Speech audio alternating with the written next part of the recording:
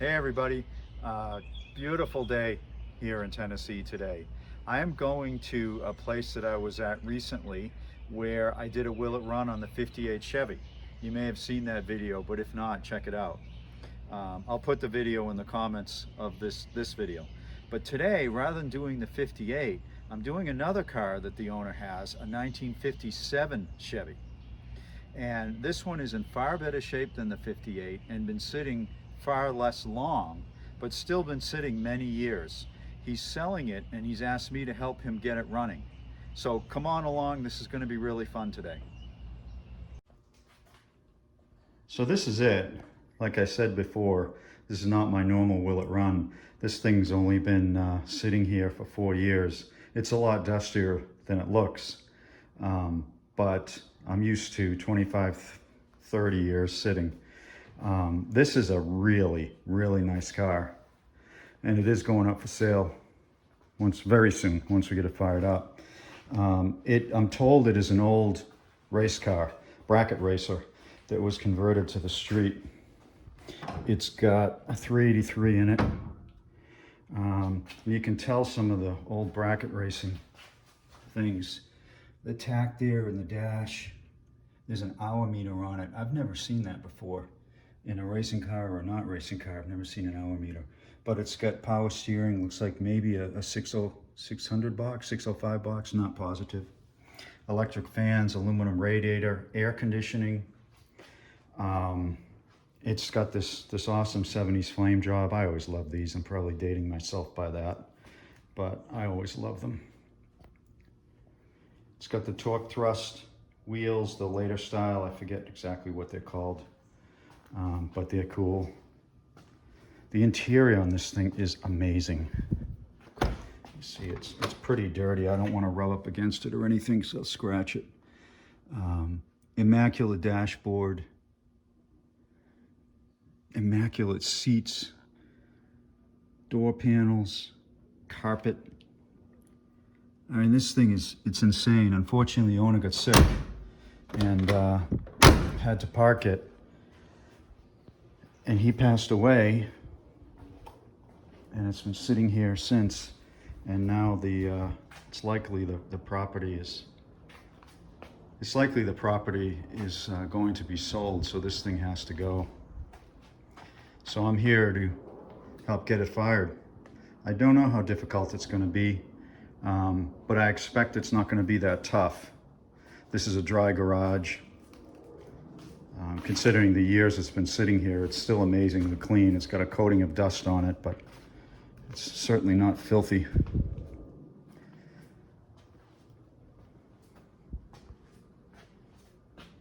So I brought a battery and the usuals, gas and all that, and we're going to start on it.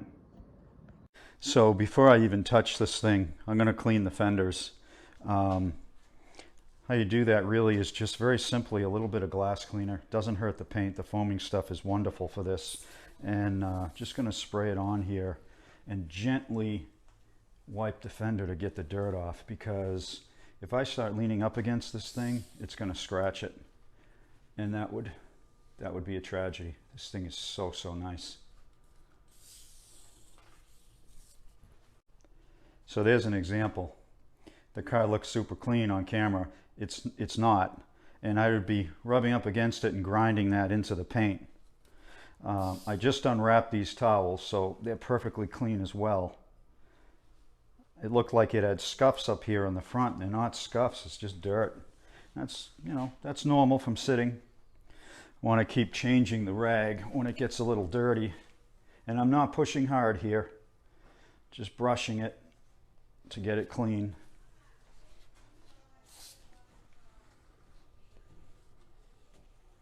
Much better. I don't know if that shows up in camera or not, but it's much better. So if you're ever working on something this mint and you don't have a fender cover, do this. And even if you do have a fender cover, do this, because it's the safe way to make sure there's absolutely no dirt on the paint. And I'm just going to do the same on this side too. So usually when I'm doing these things, it's dirty, muddy,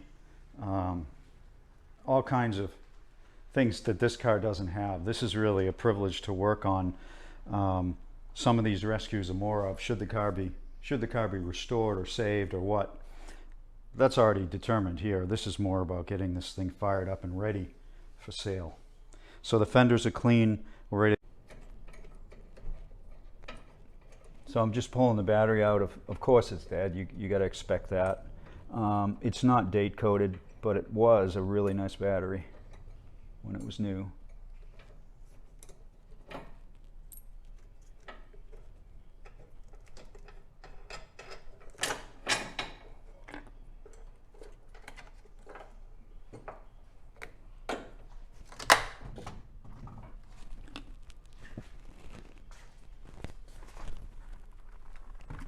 Okay, a little scary. And where's negative? Here's negative. Yep. Okay, so we want plus here, negative there. Okay, so this really isn't the right battery, although it's the same as that one. Ugh, so fucking heavy.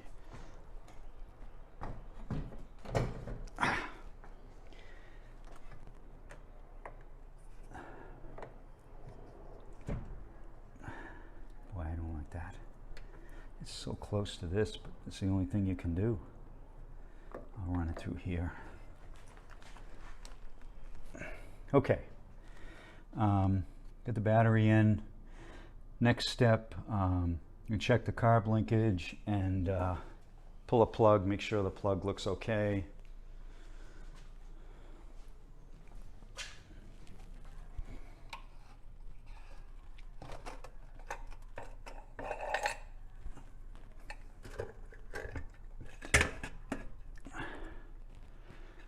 So it's interesting. It says Carter AFB on the carburetor. Those are now known as Edelbrocks. Edelbrock bought the rights to the carburetor from Carter. So this one's a little bit older than you might think, and a very, very close relative of the carburetor that was in that 64 Riviera I did a couple of weeks ago. Everything here looks just fine. This is a huge carb. It looks like maybe it's a 750 Carter. This is done right. Dual springs on the accelerator. That's always the way to do it. And this is done right, of course. It's got a Y-end intake manifold on it.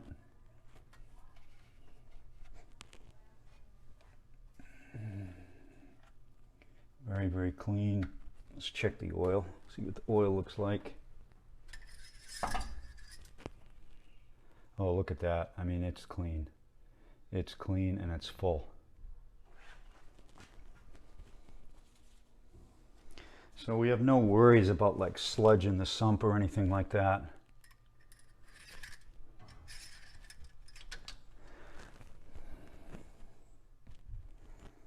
Power steering. It's got typical GM pump in the power steering. Often these do leak.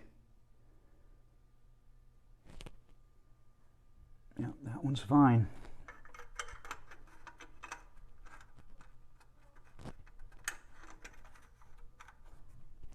And coolant is next. Looks fine to me. Let me just check it to be sure, but I see coolant. Let's make sure it's nice and green. And it is. So coolant's good. Wouldn't it be nice if they were all like this? No, it wouldn't. It'd be no fun at all, honestly. Okay. One thing I didn't get to show you was the gas tank's drained already. It's got a drain plug on it, which is super nice. So assuming we get this fired, I'm going to pour gas directly in the tank in order to just bypass all the stuff I usually do with hoses and all that, because there's no need to. I'm also going to check the brake fluid while I'm at it. Okay. Oh, this isn't good. This is not good. We've got... Now this stuff, brake fluid just destroys paint. So always keep it away from paint.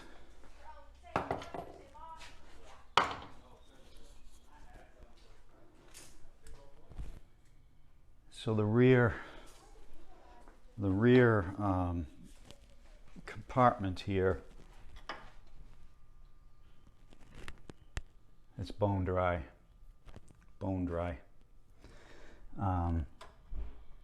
The front compartment's low but fine, but the rear is bone dry. So and you can tell, right, the last time people were pushing on the brakes, something was going on because it activated the bellows. That might mean it has a leak, but if it does, it's got a leak in both sides. So I'm going to put the bellows back in. I brought some brake fluid. I'm going to fill it up and see what happens. This might be a problem, but not insurmountable. Oh, this is new.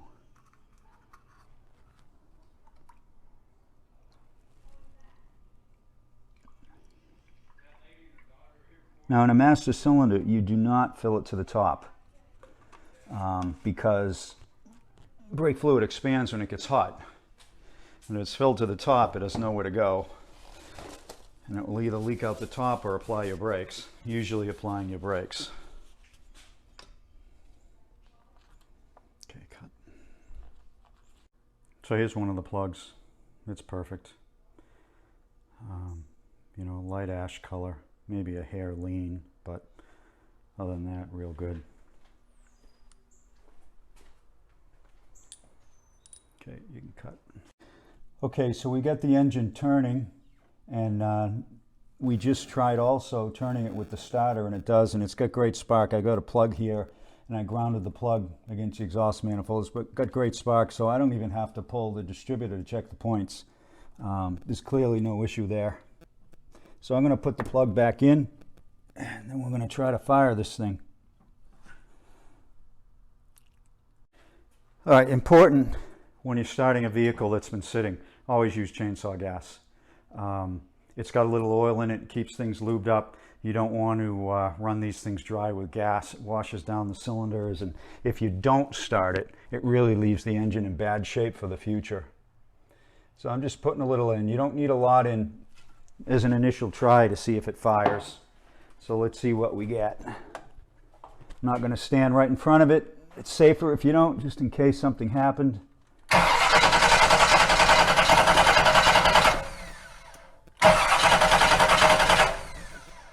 Okay, nothing. It's acting like it doesn't have any spark.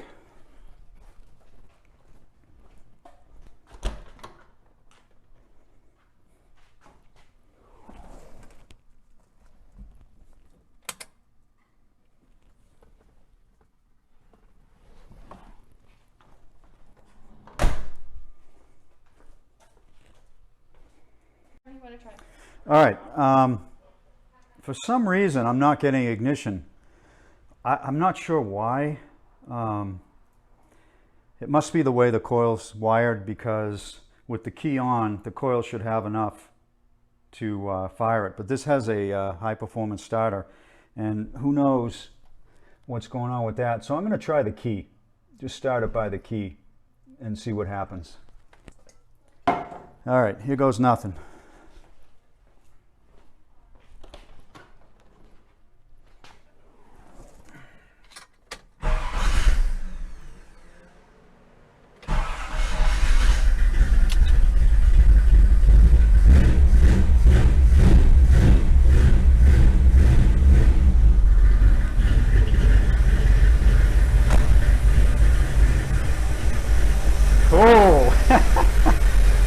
Cool.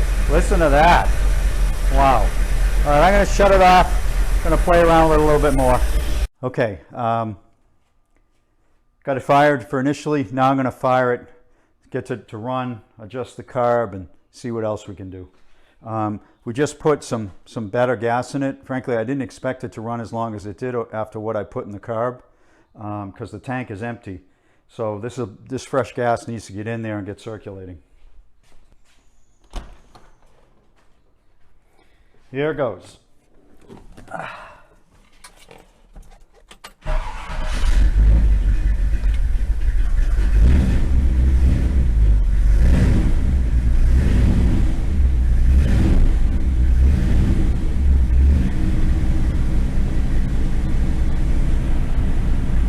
got 50 pounds of oil pressure.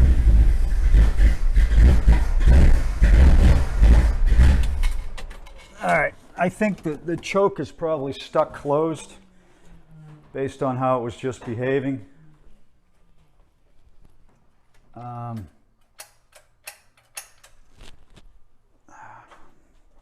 Although it doesn't look stuck closed, so I'm not sure why it died right there. I'm going to take my trigger off. It's not needed anymore.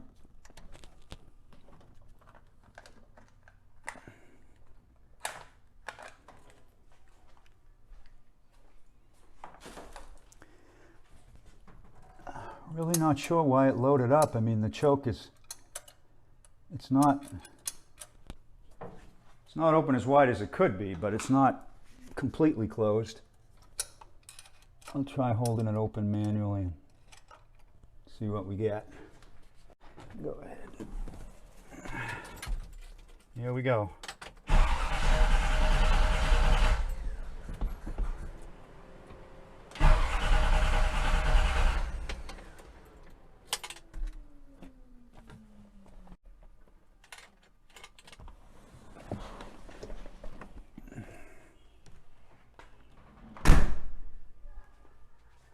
That's interesting.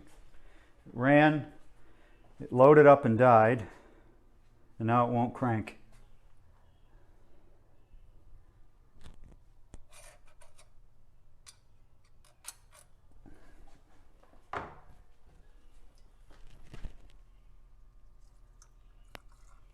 See if we have a fuel delivery problem.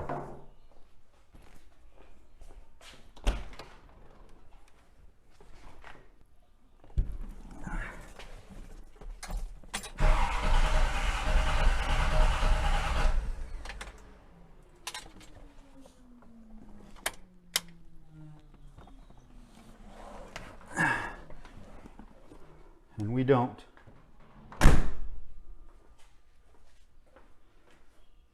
All right, I'm going to jump the coil.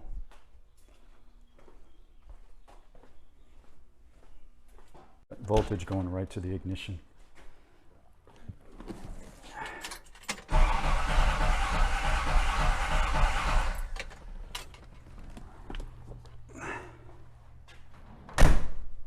Okay. So I think the float was stuck. I hit the side of the carburetor at the float area, and it fired right after that. What I did was, when I was cranking it, I put my foot to the floor. A lot of people don't know this little tip, but if you do that, it opens up the carburetor and it lets the vacuum flow through and helps dry things out a little quicker than if you didn't have your foot on the gas. And once I did that, it fired right up. So I think the floater just flooded it out big time. I'm letting it warm up a little bit, and then I'm going to see if it idles. It's got a hot cam in it, so I got to get a little bit warm.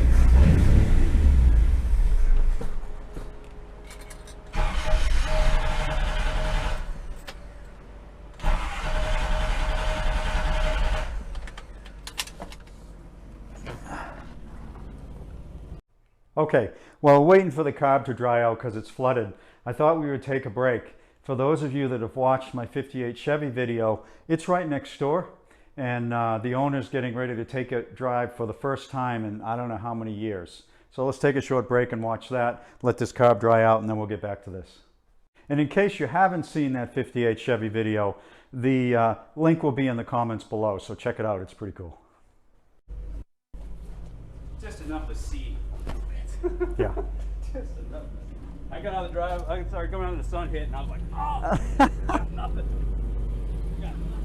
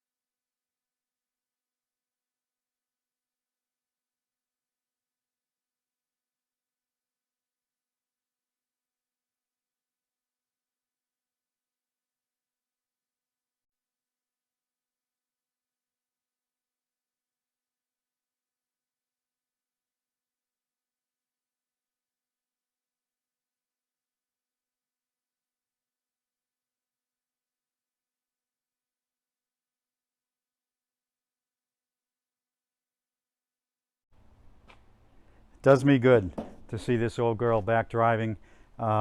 Really happy when these things get running and get going. But now it's time to get back to the 57. I disconnected the fuel pump because I think that the fuel pump is just filling up the engine with gas because the float's open. So I'm going to try it without the fuel pump and see if it starts. If it does, then my theory's right.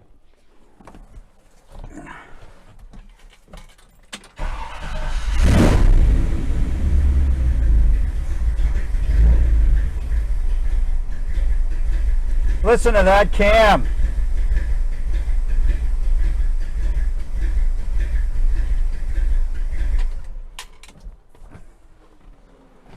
Okay, I hooked the fuel pump back up because it runs great without the fuel pump connected, just off a hose. Trying to get the float unstuck. We'll see. It'll probably run fine at high idle like this, but not at idle.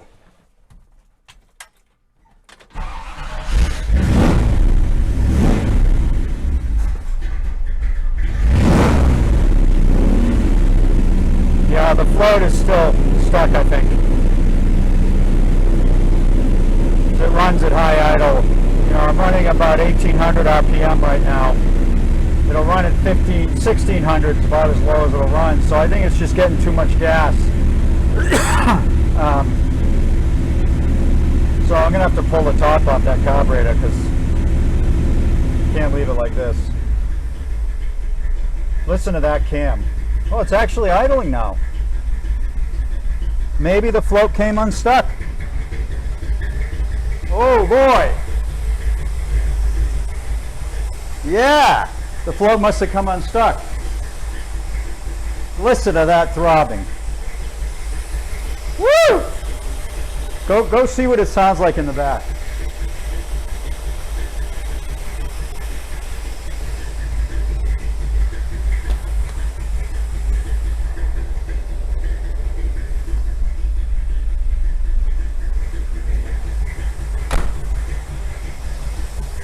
Right.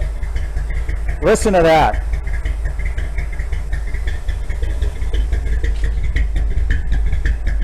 You know, I'm reminded of the song. Whoa, whoa, listen to the music. Because that's music, man. Awesome, awesome. 35 pounds of oil pressure, even at this low RPM. Temperature staying low. So, all good, all good. Couldn't ask for better. Let's get under the hood here.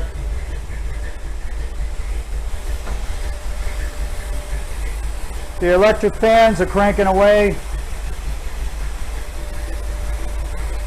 I mean, obviously the engine's shaking because of the carb,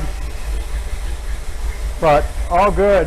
I mean, I don't think this, with a cam like this, without a vacuum gauge, it's pretty hard to adjust the carburetor, honestly, so.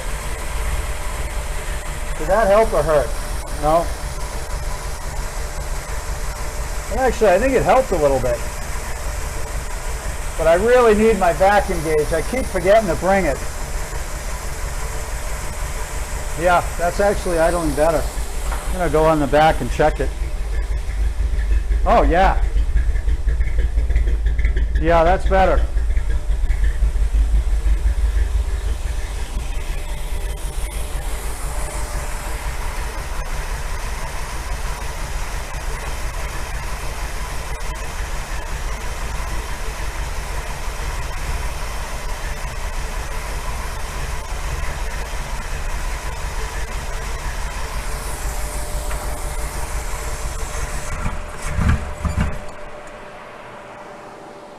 Okay, cut. Come on, baby.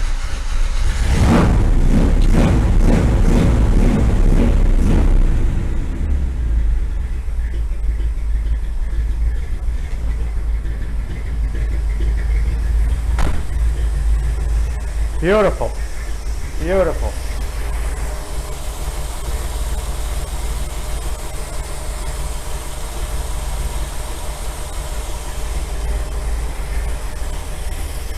I'm going to check if it's charging.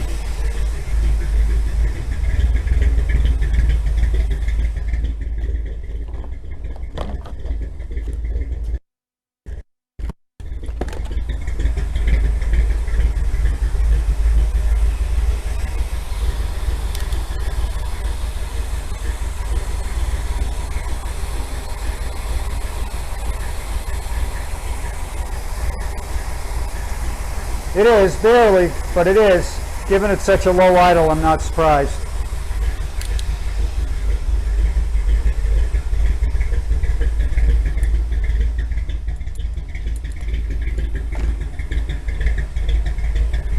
All right, success. Shut this baby down, button it back up. Success for the day.